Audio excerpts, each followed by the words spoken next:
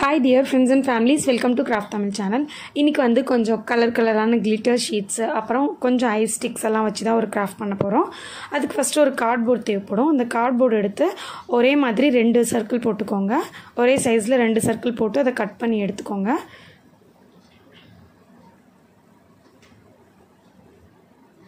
So இப்போ cut பண்ணியாச்சு. இதே மாதிரி அந்த பீஸையும் கட் பண்ணி எடுத்துறலாம்.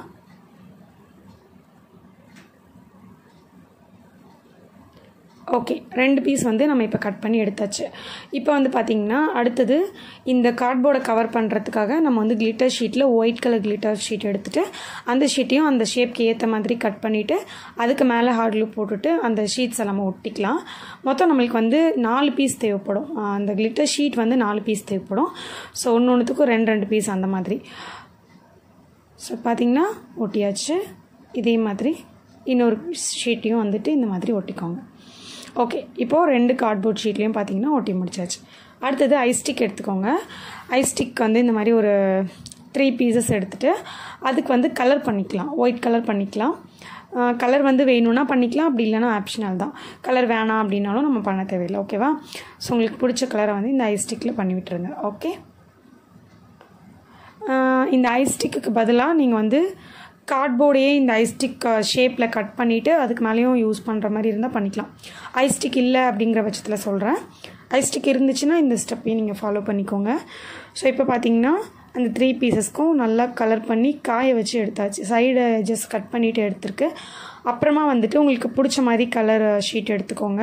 கிளிட்டர் ஷீட்டில் அதில் இந்த மாதிரி வரைஞ்சி கட் பண்ணி எடுத்துருங்க. அதுக்கப்புறம் திரும்பவும் ஒயிட் கலர் அந்த சில்வர் கலரே எடுத்து அதில் இந்த காது மாதிரிலாம் வரைஞ்சிருக்கோம். இது எப்படின்னா அந்த யூனிகார்ன் இருக்கும்ல, அதுக்கான காது அதெல்லாம் தான். ஸோ அதை இன்னும் கொஞ்சம் டெக்கரேட் பண்ணுறதுக்காக பிளாக் கலர் வச்சு அவுட்லைன் மாதிரி இந்த மாதிரி கொடுத்துடலாம். அது பார்க்க கொஞ்சம் நல்லாயிருக்கும். வெறும் அந்த கிளிட்டர் ஷீட் கட் பண்ணும்போது ரொம்ப ப்ளைனாக இருக்கும். ஸோ இந்த மாதிரி நம்ம லைட்டாக வந்துட்டு வரையும் போது நல்லாயிருக்கும். அதுக்கப்புறம் அந்த ஆரஞ்சு கலர் பெரிய அந்த காது மாதிரி இருக்குல்ல, அதுக்கு உள்ளே வந்து குட்டியாக கட் பண்ணோம் இல்லையா, அதை வந்து இந்த மாதிரி செட் பண்ணிக்கோங்க. இப்போ ஒட்டியாச்சு. நெக்ஸ்ட்டு திரும்பவும் நம்ம இந்த சைஸில் ஒரு பேப்பர் எடுத்துக்கலாம், கிளிட்டர் பேப்பர். நீங்கள் வந்து எந்த கலரில் பண்ண போகிறீங்களோ அந்த கலரில் எடுத்துக்கலாம். நம்ம வந்து வயலட் கலர் சூஸ் பண்ணி எடுத்துருக்கோம். இப்போ ஐஸ் ஸ்டிக் எடுத்துருந்தோம்ல, அந்த ஐஸ் ஸ்டிக்கை 2 கார்னர்லேயும் இந்த மாதிரி வச்சு ஒட்டிக்கணும். ஸோ இந்த 2 கார்னர்லேயும் வச்சு ஒட்டிட்டு சென்டராக ஒன்று வச்சுக்கோங்க.